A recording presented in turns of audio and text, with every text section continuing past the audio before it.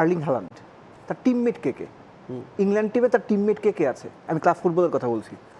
So গতকাল এটা নিয়ে আলোচনা হচ্ছিল যে আর্লিং হালান্ডকে যদি আটকে দেয়া যায় জাস্ট লাইক প্রিভিয়াস ম্যাচ, মানে ব্রাজিল ম্যাচের মতো, তাহলে স্কোরিং অপরচুনিটি বলেন কিংবা টোটাল থ্রেটটা বলেন, ইংল্যান্ড অ্যাটলিস্ট 30-40% এলিমিনেট করতে পারবে, এবং সেটা হয়েছে। 50% বললেও কম হবে না।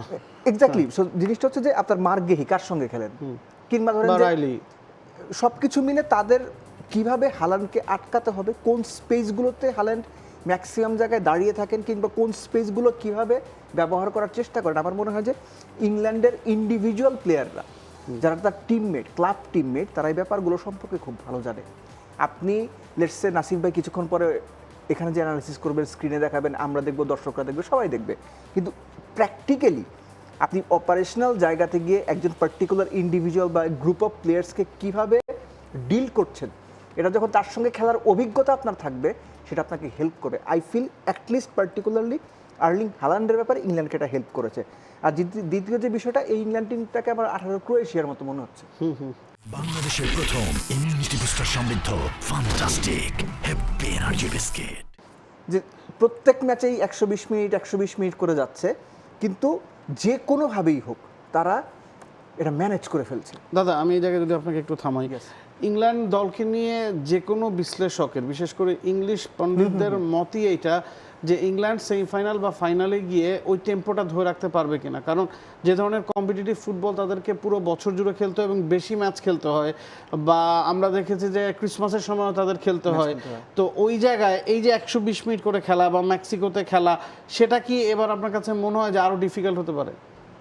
নাবিলে ডিফিকাল্টিস হতে পারে, তো জিনিসটা হচ্ছে যে বিং দ্য প্রফেশনাল প্লেয়ার অথবা টপমোস্ট প্রফেশনাল বললেও বোধহয় বেশি বলা হবে না, আপনাদের এই ব্যাপারগুলো ম্যানেজ করতে হবে। এগুলো ম্যানেজ করার জন্য আপনারা লাখ লাখ কোটি কোটি পাউন্ড পান, এগুলো ম্যানেজ করতে পারেন বলেই আপনারা টপ প্লেয়ার।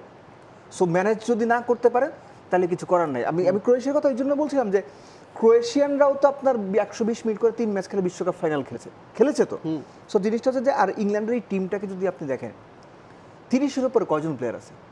হ্যারি কেনকে যদি আপনি বাদ দেন একদম স্টার্টিং লাইনআপে, বেস্ট পসিবল স্টার্টিং লাইনআপে 30-এর উপরে কয়জন আছে? সো এনার্জেটিক টিম বলতে যেটা বোঝায়, ইংল্যান্ডের প্লেয়ারদের বয়স হিসেব করেই আমার মনে হয় যে এই ইংল্যান্ড টিমটার ওই এনার্জিটা রয়েছে। আর এমিলি ভাই একটা চমৎকার একটা ব্যাপার মেনশন করেছেন যে আপনার গোলকিপারের যে ব্যাপারটা, পরপর 2 ম্যাচে মানে একই রকম ব্লান্ডার। আপনি যদি ম্যাচের দিকে যান, আপনার এটা না মানার কোনো কারণ নাই যে গোলকিপারকে আপনার লেল্যান্ডকে আমরা দেখতাম ব্রাজিলের সঙ্গে মোটামুটি 3টা দুর্দান্ত সেভ করেছে। আমি পেনাল্টিটা বাদ দিয়ে বলছি, কারণ পেনাল্টি ইজ অলওয়েজ 50-50।